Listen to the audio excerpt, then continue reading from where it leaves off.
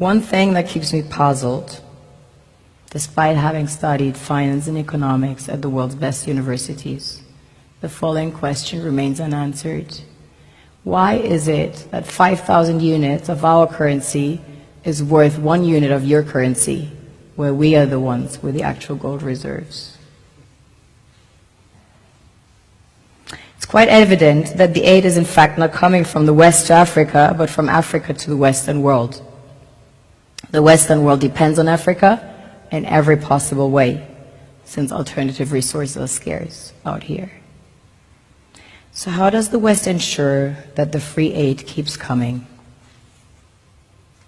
By systematically destabilizing the wealthiest African nations and their systems, and all that backed by huge PR campaigns, leaving the entire world under the impression that Africa is poor and dying and merely surviving on the mercy of the West.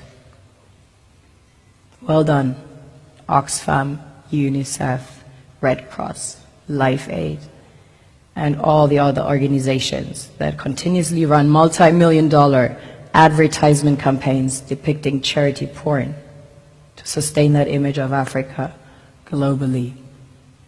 Ad campaigns paid for by innocent people under the impression to help with their donations. While one hand gives under the flashing lights of cameras, the other takes in the shadows. We all know the dollar is worthless, while the euro is merely charged with German intellect and technology, and maybe some Italian pasta. How can one expect donations from nations that have so little?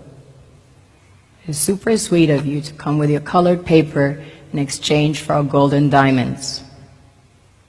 But instead, you should come empty-handed, filled with integrity and honor. We want to share with you our wealth and invite you to share with us. The perception is that a healthy and striving Africa would not disperse its resources as freely and cheaply, which is logical. Of course, it would instead sell its resources at world market prices, which in turn would destabilize and weaken Western economies, established on the post-colonial free meal system. Last year, the IMF reports that 6 out of 10 of the world's fastest growing economies are in Africa, measured by their GDP growth. The French Treasury, for example, is receiving about $500 billion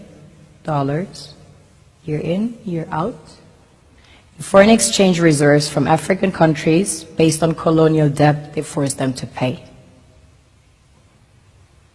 Former French President Jacques Chirac stated in an interview recently that we have to be honest and acknowledge that a big part of the money in our banks comes precisely from the exploitation of the African continent. In 2008, he stated that without Africa, France will slide down in the rank of a third world power. This is what happens in the human world, the world we have created. Have you ever wondered how things work in nature? One would assume that in evolution the fittest survives.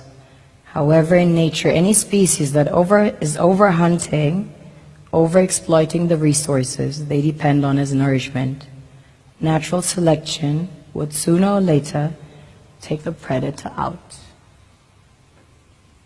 because it offsets the balance.